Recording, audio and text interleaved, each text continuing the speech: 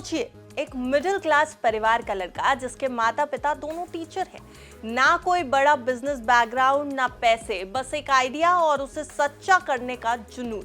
यही कहानी है दीपेंद्र गोयल की, उस इंसान की जिसने 2008 में एक छोटे से आइडिया से जोमैटो को शुरू किया और आज उसे $16.5 बिलियन यानी करीब 1,40,000 करोड़ रुपए की कंपनी बना दिया। आज जोमैटो का मार्केट शेयर 58% है और यह भारत की सबसे बड़ी फूड डिलीवरी कंपनी है। लेकिन दोस्तों, ये सफर सीधा नहीं था, इसमें मेहनत, हार और एक ऐसा टर्निंग पॉइंट था जिसने सब कुछ बदल दिया। चलिए इस कहानी को आसान भाषा में आप तक पहुंचाते हैं।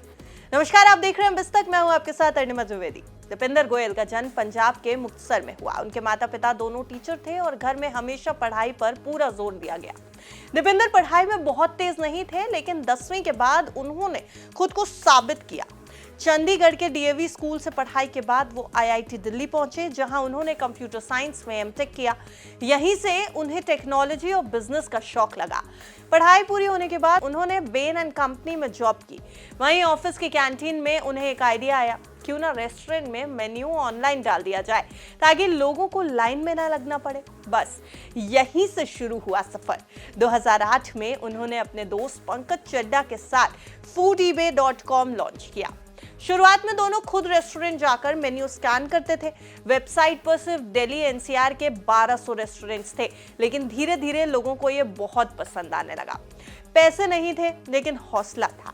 2009 तक मुंबई, कोलकाता में लिस्टिंग शुरू हुई, लेकिन एक दिक्कत आई। फूड ईबे नाम ईबे से मिलता था, तो 2010 में इसका नाम बदलकर जोमैटो रख दिया गया, क्योंकि टमाटर खाने से जुड़ा नाम है और याद भी रहता है। उसी साल Naukri.com के फाउंडर संजीव बिखचंदानी ने $1 मिलियन का निवेश कर दिया। यही था पहला बड़ा मोड़। फिर 2013 तक सिकोया कैपिटल और इन्फोसिस ने $37 मिलियन लगाए और कंपनी भारत से निकलकर ऑस्ट्रेलिया और न्यूजीलैंड तक पहुंच गई। शुरुआत में जोमैटो सिर्फ एक रेस्टोरेंट सर्च प्लेटफॉर्म था, लेकिन जब स्विगी ने फूड डिलीवरी शुरू की तो दीपेंद्र गोयल ने भी 2015 में कदम बढ़ा दिया। 2016 में कंपनी का रेवेन्यू 85 करोड़ पर पहुंच गया और 2018 में जोमैटो बन गया यूनिकॉर्न, यानी $1 बिलियन वाली कंपनी। जोमैटो की मार्केटिंग स्ट्रैटेजी भी कमाल की थी। उनके मीम्स और फनी नोटिफिकेशन लोगों के बीच हिट होते जा रहे थे, जैसे कि I you breakfast because we can't start the day without you, या फिर आईपीएल के दौरान का एक बहुत ही पॉपुलर जीत की पार्टी मेरी तरफ से।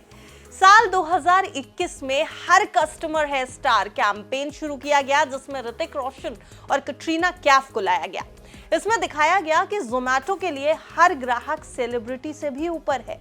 जोमैटो ने अपनी ऐप को भी बहुत स्मार्ट बनाया। लिमिटेड टाइम ऑफर से लोगों में अर्जेंसी पैदा की।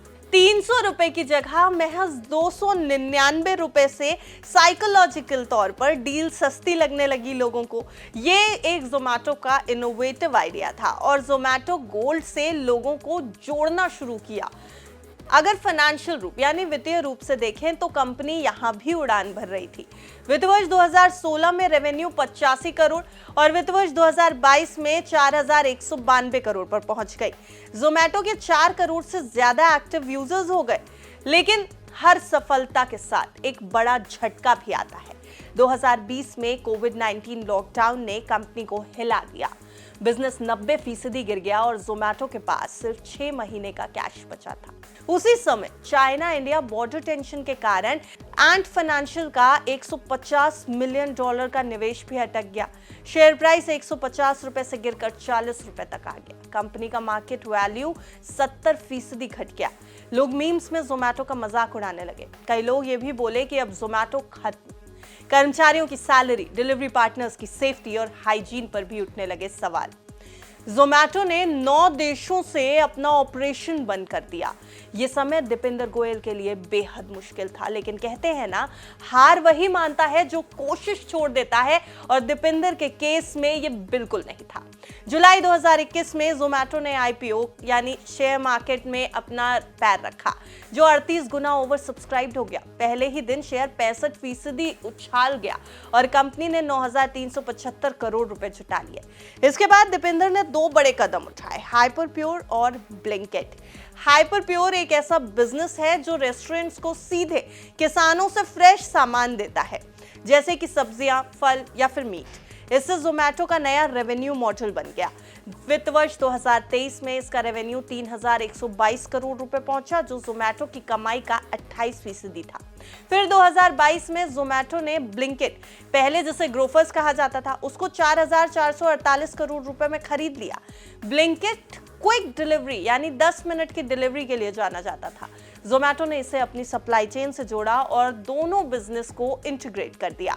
इसके नतीजे बेहद शानदार रहे, उनके बारे में भी चलिए इस वीडियो में आपको बता देते हैं।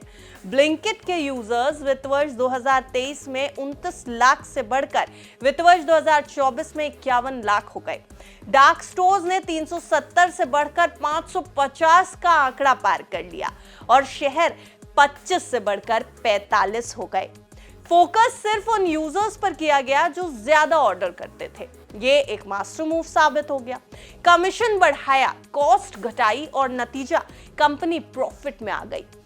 अब वित्त वर्ष 2023 की तीसरी तिमाही में कंपनी को 347 करोड़ का घाटा था, लेकिन वित्त वर्ष 2024 की पहली तिमाही में 175 करोड़ का प्रॉफिट हुआ।